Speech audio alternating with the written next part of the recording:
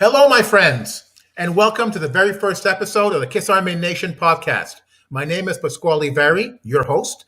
Please call me Pask. All my friends do. And I'm so happy to have at my side my co-host, superfan Andy Moyen. How's it going, Andy? Oh, we're just doing fine. It's it's a wonderful, wonderful time. And it's about time. How long have I been at you to do something like this? For years. And you kept saying, no, I don't know, too much work, or I don't know. You kept saying, hey, but then once in a while you would do these videos. I would see you at like some expos or shows, and you would be having your little video thing, going walk around, you do Kiss Army Nation doing this video, and sometimes I would say, dude, it's almost the same thing, but you're doing it live from a show or from an event, but you're kind of missing the event at the same time because you're too busy got your face in the camera. At the event. See, I'm used to being behind the camera rather than in front of the camera. So this is a little bit nerve-wracking, the first time doing a podcast. But I was busy doing Kiss Army Nation TV videos. I was busy doing my Kiss Army Nation events, parties in Montreal and surrounding areas. But I've been listening to Julian Gill's Kiss FAQ podcast. I go, those guys are having so much fun, man. It would be so great if we did that. And during the pandemic, everything has slowed down. And then when you mentioned, hey, you should do a podcast right away. Yes, let's go. And I went full steam ahead. Yeah, I thought it was funny because, really, not that I want to get into the whole pandemic because everybody doesn't want to hear that stuff anymore, but it's funny. It's been like a whole year now, and I think I just mentioned to you, a week ago or a week and a half ago, and all of a sudden I'm like, yeah, I just mentioned to him again. Well, I'll just throw it out there, and all of a sudden he's like, yeah, I'm going to do this. Yeah, I want to do this now. And I'm like, man, we had a whole year. You could have been already into this a whole year, but it's all good, Now is the time. Yeah, and it's for fun. But anyways, you just mentioned. So I like to give a shout out to the first person who ever let me on one of these things was Matt Porter from the Kiss Room, which was always nice, and he's always charismatic. He's got that radio voice. You know what I mean? He's got that voice. He's got that thing about him, and meeting him face to face and having fun, and then. If anybody see me, I've been on Julian Gills, who does Kiss FAQ. He's done. I mean, that guy is so brainiac. He's got his brain. He's on Kiss books and everything else. And actually, I think he's working on a new Aerosmith book and stuff like that. And now he's branched out, and he's doing Look, It's Rock and Roll. So he's doing other bands now with the guys from who do the Kiss FAQ, which I've been on too. And actually, I had been on him for a couple of years or more about, hey, man, Wasp is like my second favorite band. Come on, we're going to do Wasp has got plenty of albums, stuff like that. Come on. No, there's not going to be enough interest in this and that. But now that he's branched off, I finally did, dude, we got to do the Wasp one. And he's like, yeah, I'll get back into it. Yeah, let's do it. So we do, Wasp one every other month, stuff like that. And, we're having a blast. And, there's no, there's no hard feelings. He knows we're going to do this. That stuff like that. And we're going to pull him on or any of those guys on. If they want to come on, we're going to have some fun with them, because they're always the ones that, like you, a teacher, I'm the director. so we'll put them in the hot seat, but the fun hot seat, right. And, stuff like that. And then, like you said, we're going to have special guests, but, special guests, we already agreed that anybody who comes on this is going to be the special guest. We don't care. You don't have to be that, would say higher up tier. I don't know. That's the only way I could put it. You know what I mean? Yeah. I don't know how else to put it, but just regular. I'm going to say regular fans. We're all just regular fans. So anybody who ends up coming on this is the special guest of that episode. Period. This is, me personally, I don't know how you think about it. Probably do. I don't care if 5 people listen to this, 10 people, or 10,000. I'm doing this anyways. I don't care. It's just for fun anyway. So anyways, you talk. Well, that's exactly right. It brings up something that Matt Porter told me. He goes, a lot of people are going to tell you how to do your little podcast. You just do your thing and just have fun doing it. That's what it's about. And when we first announced the launching of this podcast, I was so thankful for the support and enthusiasm and excitement we got from the fans. I mean, I was messaging Julian Gill on technical information, and he was so helpful. So Julian, thank you so much. And a lot of words of wisdom from Claudio Spira of the Kiss and Time podcast, Mike Brune of the Rock Experience, a new podcaster, Cameron Duty of Alive Unplugged. This podcast hasn't even been launched yet, and we've been talking about doing crossover episodes. It's so amazing. And again, always thankful to Matt Porter. And I also want to thank Alexander Talkington for creating the promos and the graphics for this podcast. So already people have had a part of this podcast, and that's what about being part of the KISS Army is all about. Yeah, well, like I said, you get some of those guys on and put them in the hot seat, because they always put everybody else in a kind of funny hot seat. So now we do it the other way around. That's a little fun.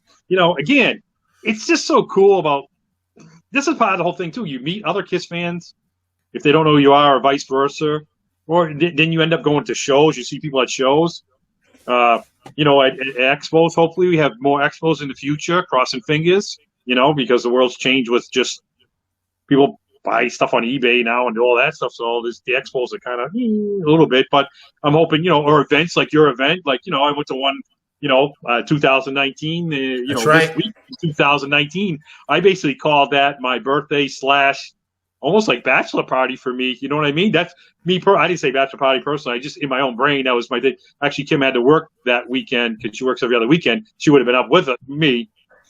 And then, but she did. So she's just like, go have fun, have a blast. And boy, did I have a blast. Yeah. That was a fun event. Yeah. So, so it's all, again, everybody who comes on this show that we ask to come on and stuff, they're the special guests. They're going to be, what I mean, for that stuff. So that's how I look at it. No, absolutely. For me, this podcast is about the fans. I'm by no means a KISStorian. I'm not part of I don't know the minutia of KISS facts. I know KISS through my experiences, not through active research. So for me, I want this podcast to be about connecting with other fans. I consider myself a passionate fan. I want to experience other fans' passion for the band, why they hold that passion, where it all came from. For me, that's what it's about. Yeah, that's the way it should be about. And the passion thing, yeah, that's another thing I say is that just to pre-warn people who don't know who I am about stuff like this, my voice carries, anyways. Just like my dad. They will know soon enough. Yeah. And if you've met me face to face, you'll know. Even when I talk, say quiet, my voice still travels. So, and I do get excited about this stuff. And that's the whole point. You should get excited. This is something that you love. So you should get excited if this is that and stuff. So, and also we're going to try some, we're going to talk about like merchandise and stuff. And then I think we even mentioned about trying to do some like live things from actual events. So if I happen to be at, something here in the States and passes at home in Canada, he can pass me and we can try to do some things like that or vice versa. So we're going to try doing that stuff. We're just going to kind of, I don't know, I say go with the flow as they call it. You're Mr. Structure Teacher guy and I'm like, squirrel. Yeah. But you know what? That's what's going to make this podcast so much fun. I'm like the teacher. I'm the structured guy, and I like organization. Everything's planned out here. Everything's planned out. And you go with the flow. But you know what? We'll bounce off each other really well, I think, and that's what's going to make this podcast so much fun. Not just for us, but hopefully also for the listeners as well. Oh, I think they'll enjoy it. I know maybe this first episode might be a little bit. It's more of an introduction about how we are, who we are, and stuff like that. But then, we'll get into all kinds of funny things and whatever goes on and goes on. It's going to take it week by week. We want to try to do some things.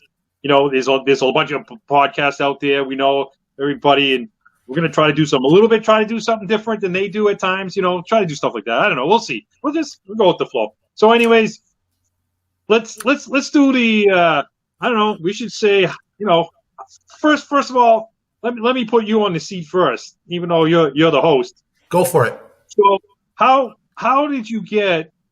All right, how'd you get into the band first? How'd you get started? Or who got you started, or how? I was always into horror movies and sci-fi movies, and I remember being in the laneway behind my house and listening to kids talking about the Star Child and the Demon and the Catman. I go, wow, what's all that about? So I talked to these kids, and they told me, oh, we're talking about a band called Kiss. Go check them out at the record stores. So I went to the record store and I looked for Kiss, and my first album that I picked up was Destroyer. And that album cover, seeing the band, like the comic book personas in front of a devastated city, it's like, oh my God, it fit with my love for horror movies and sci-fi. And then listening to the album, God of Thunder, the screaming child and the effects in there, and the car crash in Detroit Rock City. It was just so comic book to me. And I mean, I fell in love with it ever since. But I became obsessed and passionate about it. As a kid, I used to be like the devil incarnate. I was voted most likely to go to prison, you know. And the one thing I cared about was the band. And I went full on, and I saw my first concert in 1979. I was 10 years old. I got into Kiss in 1976. I was around 8 years old. And I was collecting. But even at that point, I was trying to change. And people were telling me, well, if you want to change, the root of your problem is Kiss. You got to get rid of this band and forget about this band. So everything that I collected, I threw out. And in the 80s, I didn't really listen to Kiss very much. Every once in a while, I would go to the record store, see what's new, but didn't really follow. Did you just hear what? Sorry to interrupt you. Did you just hear that, people? He threw away his Kiss stuff. Do you know how many people are going to hear this podcast and go, the cringe right there? Ah! They're like falling over. You know what I mean? So, anyways, you go back. I had the dolls. I had the puzzles. I had the van, the magazines. Kiss Me So Fast. Oh my God, I had it all. I threw it all out. But that's the thing, right? Then in the 80s, I heard Hide Your Heart. Like, oh my God, what an amazing song. And I went back and I got Smashes, Thrashes, and Hits. I got reintroduced to the classic stuff. Kiss came to Montreal in 89, Hot in the Shade. I went to see them. Now, when that logo came up, I felt like I was 10 years old again. And I realized at that show that Kiss was never my damnation. They were my salvation. If I didn't care about that one thing that kept my head above water, I wouldn't be who I am today. And I often tell the students my story because hopefully it would inspire them, not just about Kiss, but about anything in their lives to, just follow your dreams and follow your passions. And Kiss was a big part of that for me. Well, just as long as it's not really tragedy stuff. No, exactly. 90s bands. But, like I was saying earlier, I'm not a KISStorian, but I find that you're very knowledgeable. Now, where'd that come from? Was it through your experiences or through reading and research? Well, wait a minute. You ain't off the hot seat yet, So your first album is Destroyer. Yeah. All right. So do you... I don't even know if this. Do you have a favorite song, or is this kind of like all over the place? The first song I ever listened to, obviously, was Detroit Rock City, and that was my favorite song, and to this day was my favorite song. And I loved the production on Destroyer, and then I went back and listened to the original 3. Kiss fans, I'm sorry, but at the time, as a kid, I hated those albums. I had them because it was Kiss, but I didn't like it. I Got Alive, I didn't like it. It was too heavy for me. I loved Destroyer. I loved Love Gun. I loved Rock and Roll Over. But the first 3 albums, it grew on me later on. Actually, when I got back into them in the late 80s, when I rediscovered their music, I really rediscovered their classics and just fell in love with Alive. But that was like 10 years later. Yeah, that's with 47 years, or 40, 45, 46, we're in that zone. I know someone's going to yell, "He got it wrong already." So anyways, but you know what I'm saying? With all these years and all this stuff, there's going to be, people got like albums better than other albums and eras better than other eras and stuff like that. So anyways, well, that's cool. So you got Destroyer, you got Detroit Rock City. The third question is, everybody, if you don't, people, the favorite band member. Oh, for me, it's always been Paul. Even then, it's always been Paul. For me, Paul is the heart and soul of Kiss. And later on in years, I loved his solo album from '78. I loved Live to Win. I saw him in Phantom of the Opera. Just incredible. And his performance in the Unplugged, second to none. Paul, for me, he's the musician. He's the songwriter. He's the rock star. For him, if it wasn't for Paul, the band wouldn't be around today. He carried the band for several years in the 80s. So, yeah, definitely Paul. All right. So now I'm putting you on the hot seat because those questions are coming. Now I got one. Just here we go, squirrel. Your shirt you're wearing right now, I can see the red. I can see the Kiss a little bit. Show the rest of the herd. What is that? That's from. All right. I could only see the top half. Now this is episode. This is episode 1. Episode 1. Yeah, and you know that we're going to do this, and you said you're getting a little bit nervous about this. Why did you wear that shirt? Is there a reason why you particularly wore that shirt? I asked Alex to do a promo for this podcast, and he got a picture of me, that with the tongue out and everything, wearing this shirt. So I thought that'd be cool for the first episode. I wear this T-shirt. That's good one. All right. Now back to you. Where do you get your knowledge? Is it from research and reading or through experiences? Well, can I go to the first thing like you did about the albums, or you going to go reverse? Go ahead. All right. So, I thought you would ask a question that I answered, but it's okay. So my first album was Dress to Kill. It came out on March 19th, 1975. Guess who happens to be their birthday on March 19th? Wow. Mine. So this is why I have the sunglasses on, for people who actually gotta like physically watch this and just not listen. Is it when it's your birthday, you have to wear the sunglasses. I mean, even though it's tomorrow, technically, because we're filming this on the 18th. But I'm filming this with see it's my birthday, and I'm always not going to look this sexy, with this massive thing I started fooling around with. Everybody's like, "Oh my God, you look like a Chris Holmes now," or whoever it is. But yeah, my first album was Dress to Kill, and I can tell you the story, and I remember it like it was like tomorrow. So we used to go to my grandparents' house basically every Sunday after church. Yes. Would you imagine this? This used to go to church at one time. Oh, boy, did I hate that. But we used to have the treat once in a while is that we would go to Dunkin' Donuts after. So I know when you get that piece of bread, when you're in church, you get that little piece of bread. If people that that it was almost over. When you're a kid, man, we got that piece of bread. It's almost over. We're getting out of here. and we go to once in a great while because it was a super treat. We go to Dunkin' Donuts and we get, a 6-pack or 12-pack of donuts. And I always get the chocolate, the chocolate cream filled or something like that. And then we would go over my grandparents' house, which was kind of, tough because after church, you go to your grandparents. So I go to grandparents and I'd be there like all day, all night. My grandfather, do the potatoes, thousands of potatoes, because the whole family used to come out. And I think my father's the oldest of 8. So think about it. And then everybody, there's a lot of people, and then he would play chess all day and all night, and they watch football games. So it wasn't like I was going home you'd be there from you get up in the morning, went to church, whatever, you get it done at 10, and then next I'm there until, 8 o'clock at night.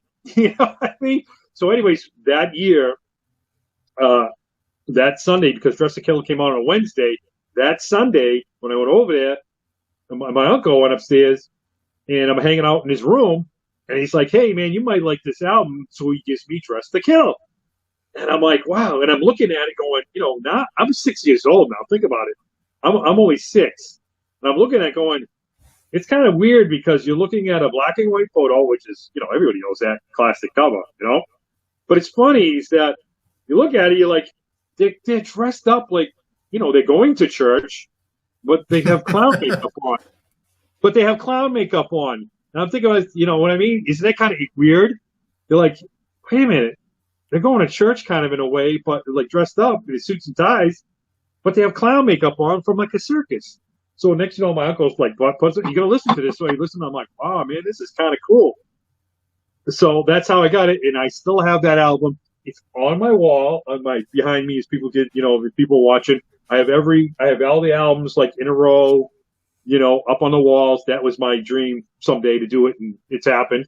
And I still have it. And people are like, oh, don't you ever upgrade? No, it's got like a stain across it because it was his originally, and he gave it to me. He said, here you go, happy birthday, whatever, take it.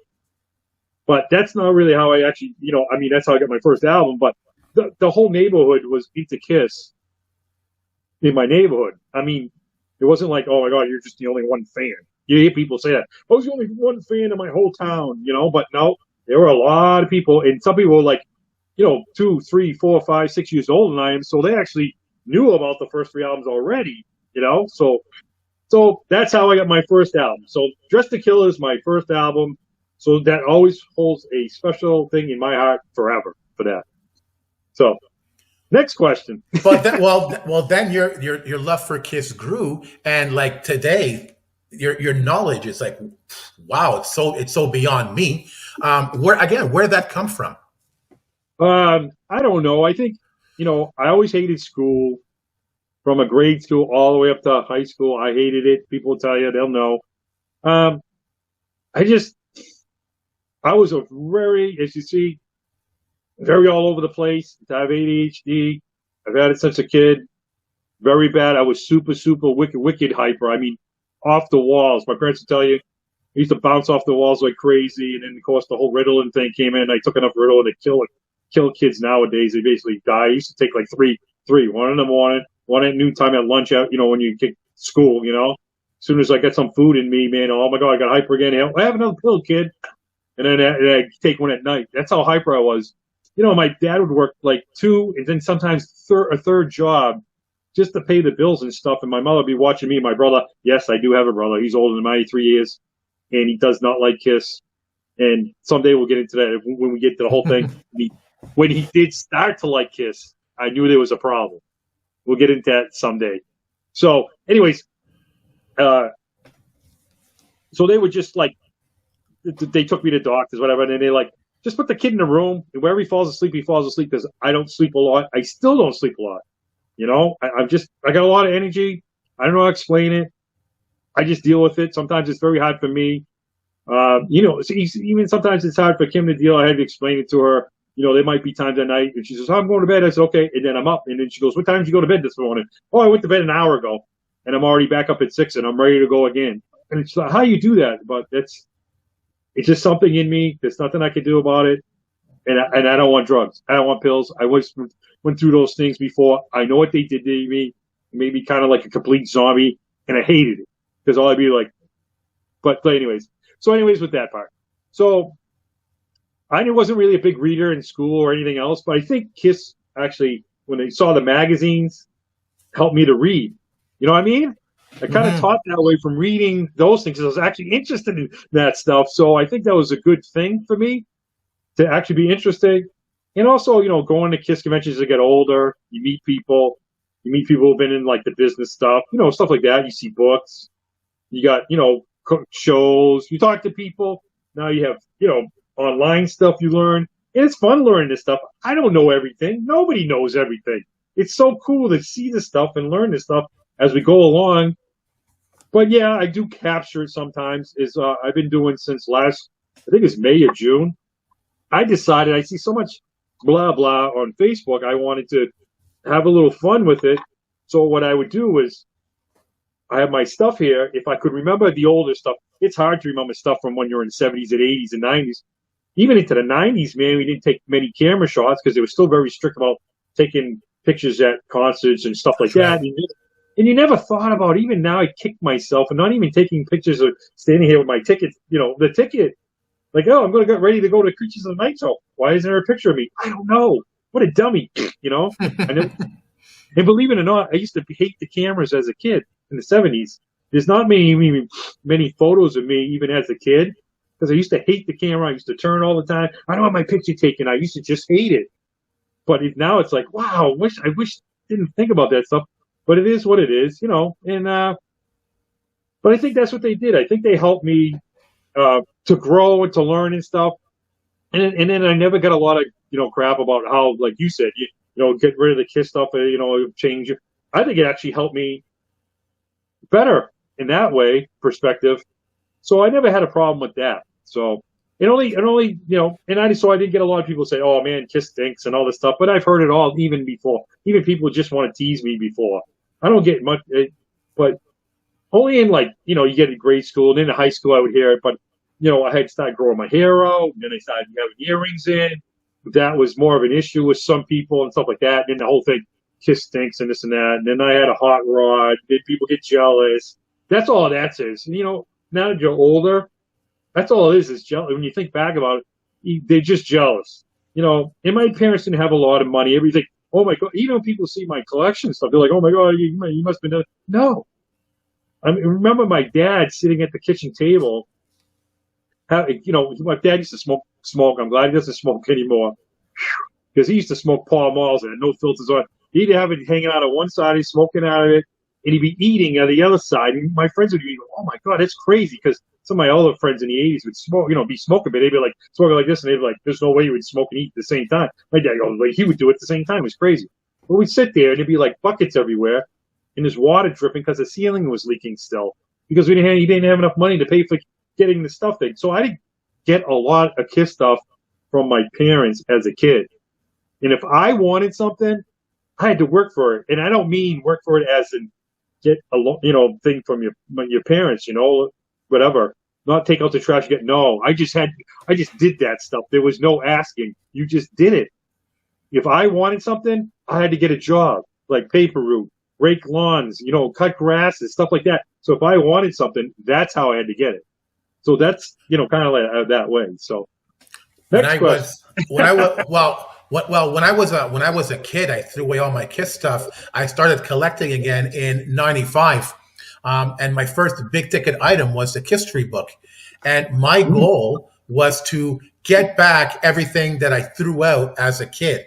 And I got all of that stuff back and then some. I just haven't stopped collecting.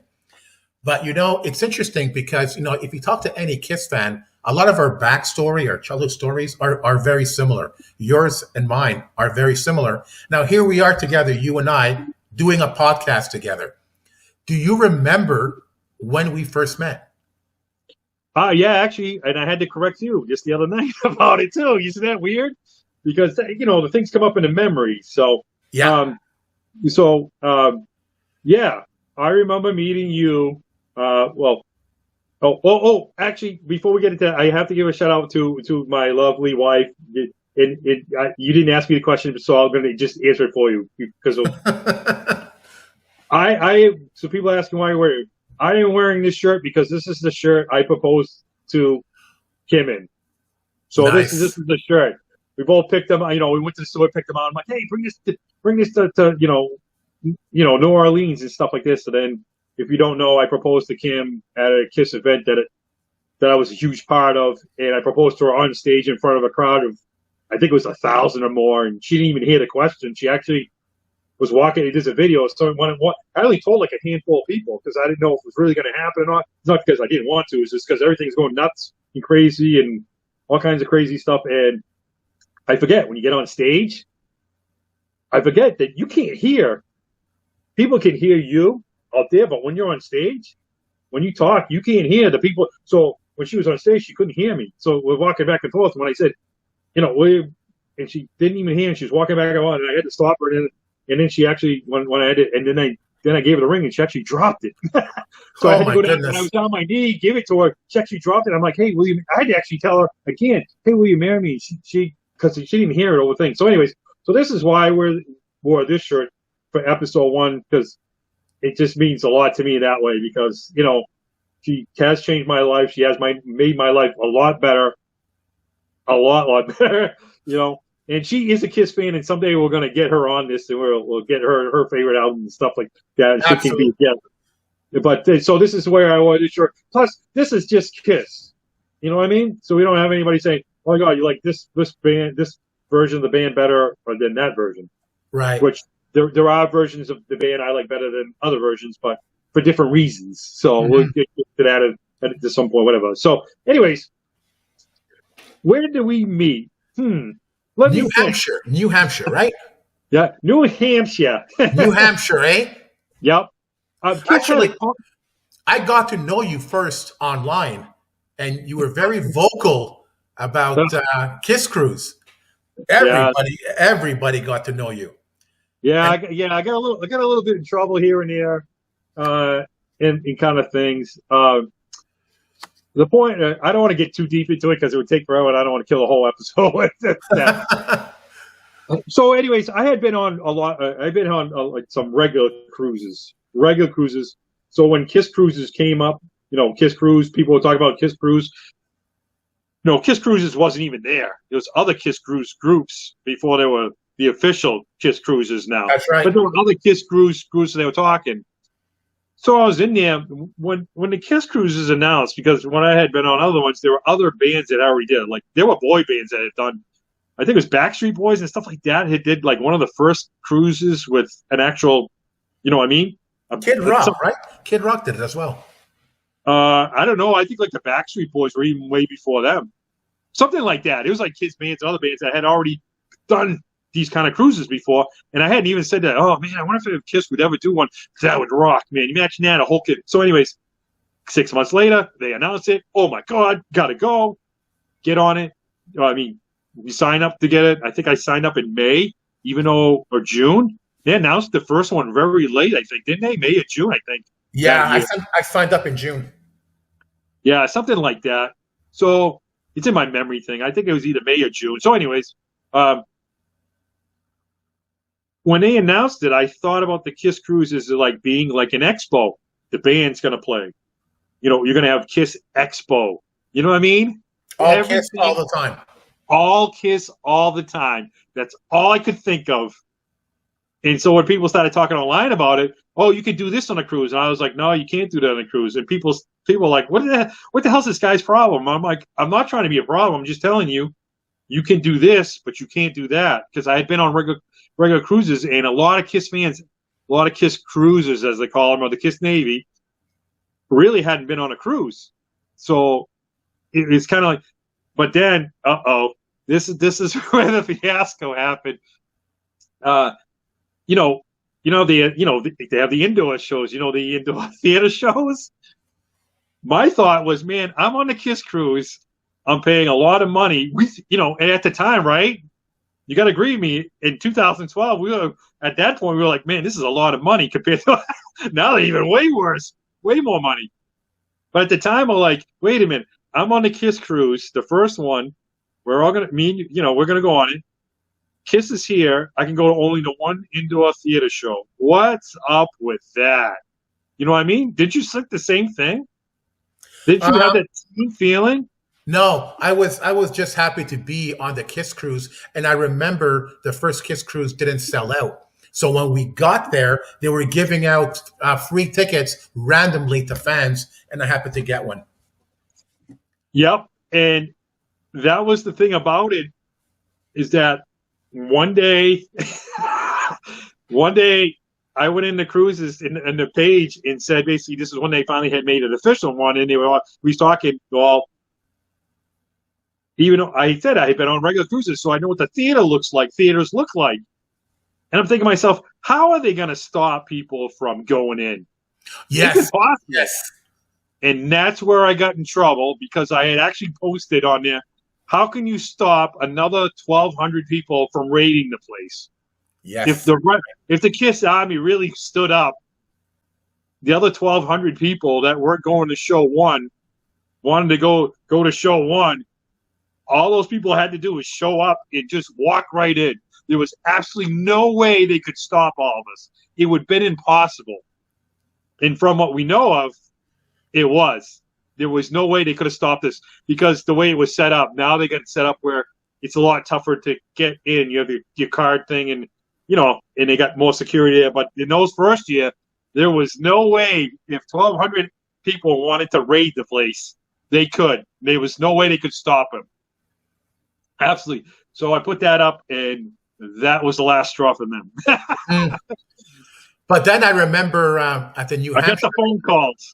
I remember. But I got the phone call. In New Hampshire, when I met you, we were at a bar or a bar, where we met Six-Man Alex. Such a sweetheart. You were dressed as Paul Stanley. Yeah, because they didn't have any Ace costumes at the time. They only had Gene one came out first, and then the Paul one. So I'm like, I dressed the Gene a couple times, but those Alive boots, they tilt a little bit forward, so my feet were killing me. I looked. Come on, man! I'm not a professional, and neither were Kiss back in the old days. So I used to say old school. I'm old school, Gene. The paint, the makeup, I do it. It'd be kind of sloppy. I'd be like, yeah, sloppy Kiss. And people were like, what do you mean by that? I mean, when Kiss first started, man, it wasn't professional, man. It was just kind of all over the place at times, and that's what made it cool. So anyways, some people would get all mad, and then I did, So. But I remember Kiss was playing that night in New Hampshire, and Six-Man Alex, and I forget the other guy's name that she was with. Bear. Was it Bear? No. It was the bigger guy. Yeah. I forget his name. But anyway, they were at the show. I was with a friend of mine, Craig. We were on the floor, 30th row. The seats were awful. We just weren't enjoying the show. We were so far back. Six-Man Alex was 4th row. They never heard of the band before. This was their first time at a Kiss show. They wanted to know a little bit about the band. Yeah, they were right next to me. They were like right behind me, or right in front of me, or right beside me. But they stayed for 4 songs, and then they left. And on the way out, they saw me, and they go, "Here are the tickets, fourth row." And we went to the 4th row, and that's when I saw you. And I remember we were standing basically where Six-Man was supposed to be. And I remember maybe Gene thought we were Six-Man. They gave my friend Craig a little look. Gene gave my friend a look and went, little, "Hey, how's it going?" We're like, "Ooh, he saw us, But going from 30th row to 4th, that was something else. What a party! But we really met. See, that year was the 2012. This is when Gene and Paul basically said that Kiss would play anywhere. And you called in, and not called. I'm sorry. You emailed them. You emailed a certain place. I forget that you sent emails to, and the most emails, you would get a show. And basically, Gene and Paul and that whole thing said they would play a farm. Oh, I remember that. Yes. So, and I'm like, this ain't gonna happen. But so New Hampshire, this rock station in New Hampshire, Rock 101, New Hampshire, and the guy does the morning show with them. He hates Kiss. Kiss can do no right in this guy's eyes. But, that's, I live in Aerosmith country. And Aerosmith technically is not Boston. They're a New Hampshire band. Ugh, I can't stand Aerosmith. That's another story. So anyways, Aerosmith can do no wrong. Aerosmith, Steven Tyler can come and punch that guy in the face, and he'll stay, they're still the greatest. You know what I mean? So Kiss can do no right. But 2 of the guys on that morning show were Kiss fans, and one of them is the drummer. He drums in bands and stuff. He was a Kiss fan, and the other guy name was Andy, same as me. He's Andy. So he kept telling everybody, email them, we want Kiss New Hampshire, email. So in the email thing, by the time it got done, New Hampshire came in like second or third place in the running. So when they announced the tour dates, what happens? No date in New Hampshire.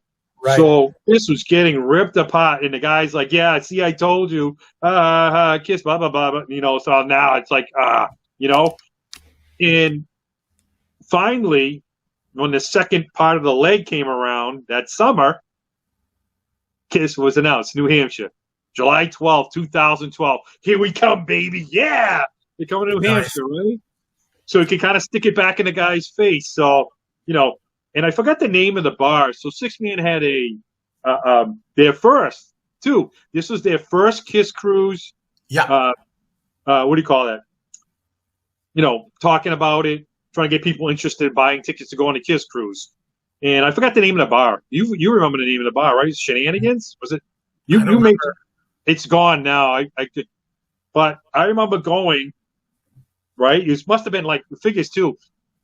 New England, the weather changes in 5 minutes. It just happened to be 100 degrees with like 80% humidity. It was awful. Remember that? It was so bad. Yeah. And I remember getting there, parking up in the parking lot, walking like the half a block to go down the street, and going to the 6-man party with the Kiss Crew. Yeah, the very first Kiss Cruises meetup, right? Because that's what it was. Yeah. Yeah. And it was supposed to have the Kiss Cruise banner, which they didn't have. Supposedly somebody forgot it, or they forgot to mail it or ship it and stuff, so we could have pictures with it. So it never happened. So that's why there's no pictures of anybody with it. But a bunch of us were hanging around the bar, right? And that's where I met you and Brad, right? Because Brad was there. Craig. My friend Craig. Yeah. Because there's an actual picture of you, Craig. Yeah. And there's somebody else. And I think there's me in one of the pictures or something. I can't remember. But I do have, they're on my memories thing too when it comes up. So that's where I first met you. So that's the first time we met. So that's what I know about that. and now here we are. Well, it's interesting too, because even though we had met, we had talked, and and then we went on our own ways, both ways and stuff what we did. And then we got on the cruise, and then we met, and we did all kinds of crazy things there. We never slept, did all kinds of crazy. Yeah. So now years later, still, and that was in 2012. Now it's 2021, and you've had events, Kiss Army Nation events in Canada, and you always had them in like March. It's killing me. Sometimes the weather, you never know what the weather was in New England. So in most of those years, it was really bad down here to get to one of your events. And then finally last year, I could, finally, I'm like, yeah, I got to go to one. The weather looked good. Here I come. I remember inviting you to one of my New Year's parties. It was a huge event of 150, 200 people. I remember I had a meeting with Bruce Kulick at the New Jersey Kiss Expo. I wanted to come as a special guest. And he was asking me all kinds of questions about the party, what to expect, what do we expect from him and stuff. And the last question is, how cold is it? I go, it's January. It's very cold. No, we all know, Bruce hates the cold. Yeah, But yeah, I mean, I often felt that a lot of Kiss related events happened in the States, and not very much happens here in Canada, especially Montreal, my province of Quebec. So I wanted to do something about that, and I started to create events once, twice, sometimes 3 times a year. And my last one was a Kissmas party, and the one before that was the one you came to, the Kiss pre-party. Yeah, that was, man, I know, for people who don't do these things, and sometimes people are like, this didn't happen or this, I'm telling you, man, this stuff is a lot of work. Oh my God, yeah. A lot of, and I'll tell you, I've done a bunch of things, events, living in sin things I've been part of, the Gathering Threes, the Peter Chris experience, stuff like that, the Vinny thing, 4x8 meet and greets. I mean, I've done events now too, through from 2012 up until this past year because of COVID. It's a work of love. I'm telling you right now, it's a work of love. I'm telling you. People even say, you're nuts. Some people understand it.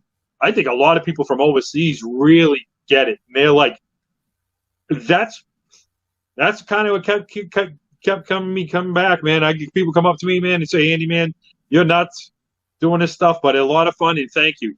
Those people, man, people in the States are fine, but those people from overseas, man, they really, they're like at your feet going, oh my God, thank you. And I'm like, dude, don't worry about it. I'm not that special. Oh my God, you have no idea what this means to me. I can't believe I just met Vinnie Vincent, or I just met Peter Chris. Oh my God. And I'm thinking to myself, man, and I'm telling you, man, I still get the jitters myself thinking, wow, man. And I, right now, I just got the willies right there. Thinking, even though,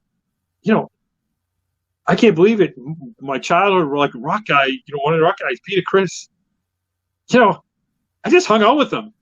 I just I had a thing with him. He made jokes, and I'm standing to listen to him. Or even like Vinny too. Vinny at times was, friendly and saying some things like, how you doing, Andy, or this or that, and I think, man, these are guys on records. These are the guys that went to shows. Hey, money to go see shows and stuff like that. So, I mean, even the guys from 4x8, Freely's comic guys and stuff like that. I'm like, this is, mind blowing in some, and all like, I can say it, man, like Peter Chris is off the hook. That guy was so wicked awesome, so nice, down to earth. I couldn't believe how nice he was. I'm just like, wow, guys from, 4x8, John and, Todd, all them, man, so nice. I couldn't believe it. These guys, and this is, even like the other special guests, like from other events, Lydia, Big John, there's so many names on and on, Kelly, it just goes on and on. I wish I could remember every name, but it'd take me all night too. I can't believe this. I have to, pinch myself once in a while going, wow, I can't believe this is happening. I still get excited about this stuff. It's just so cool, and I'm going to miss all this at some day, at some point, this is not going to happen maybe or whatever, but maybe, who knows? Maybe I can convince you to do a Kiss Army Nation, another expo or whatever you want to call it, even with the band. I mean, man, I had so much fun. It was so interesting going up to your event because now I'm on the other side. Right.